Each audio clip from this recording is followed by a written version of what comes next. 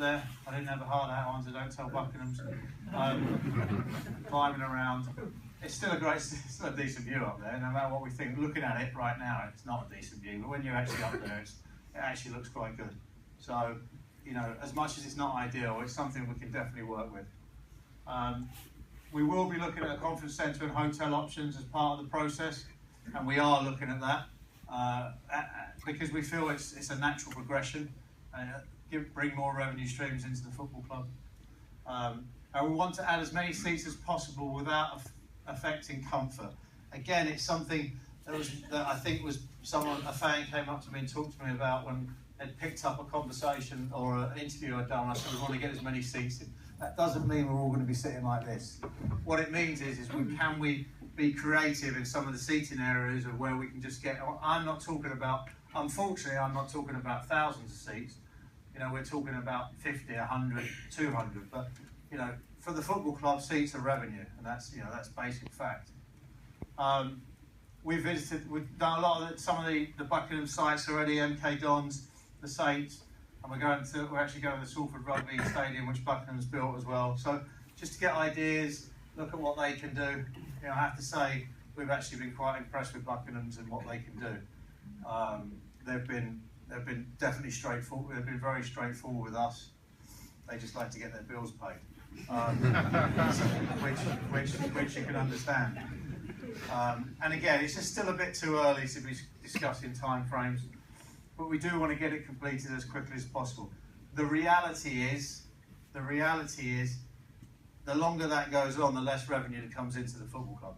You know, Portsmouth is a prime example. You know, Saturday is a prime example. Now, I understand this is the first time that we've had hospitality out here, you know, for a game. The Portsmouth game is one of the first times for ages, James told me, or ever, maybe, like, in that sort. You know, for us, that should be normal. We should have people in that stand hospitality. That's all revenue. So that's the East Stand development. You know, it's not an ideal situation. We're not going to stand here and say, oh, it's fantastic, it's going to go wonderfully well, and etc. etc. It's a difficult development. It's not easy building anything, and to build a stand that you haven't had much involvement in the design is complicated. But we're working through it, and we're working hard, and we want to get it done as quickly as we can, but we want to do it right, as much as we can. Training ground, moving on to a bit more football stuff. I would say every day or every other day, Chris will moan about the training ground. And understandably, I actually believe the training ground is a very important part of a football club. We currently use Moulton College, and I would say our relationship with Moulton College is excellent. I've been up to see them, we've met, we've had some sandwiches with the chief exec up there, and but the problem we have is we don't have an exclusive use of the pitches, and the drainage is not great. Like today, for example, they couldn't use Moulton because the drainage isn't good enough, and we can't get access. We can't get our groundsmen onto the facility. So that's not ideal. My biggest thing with the training ground is I do not like, and I'm kind of old-fashioned this way, I do not like the players coming to the ground during the week. I prefer the players to come to the ground on a match day and it to be special.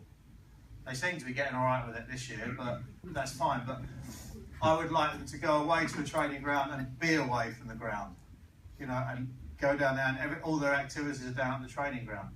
So what are we doing? We're looking at ways that we can improve the Moulton situation. We're looking at ways, I've probably looked at 6 or 7 different locations already in Northamptonshire, and we're working closely. Northampton FA, we've spoken to the Supporters Trust, we've got a meeting next week, the Supporters Trust, the Borough and the County Councils in regard to other solutions. I never like putting time frames, and I never like over-promising, but I am pretty confident we'll have some level of solution for next season. Or at least that's what I'm telling Chris Wilder every day. But Chris is right. Chris is right. The reality is that's where they do their work. And if they can't do their work, you know, today, for example, is a good example. And I'm not even sure our own training ground would solve this issue, but we would have a better chance. The players couldn't train on the grass at Moulton, so they went on the 4G. Well, Ricky and Rico can't train on 4G, on the artificial surfaces. You know, so they can't train. So it disrupts the session for Chris. And if he loses on Saturday, that'll be the reason.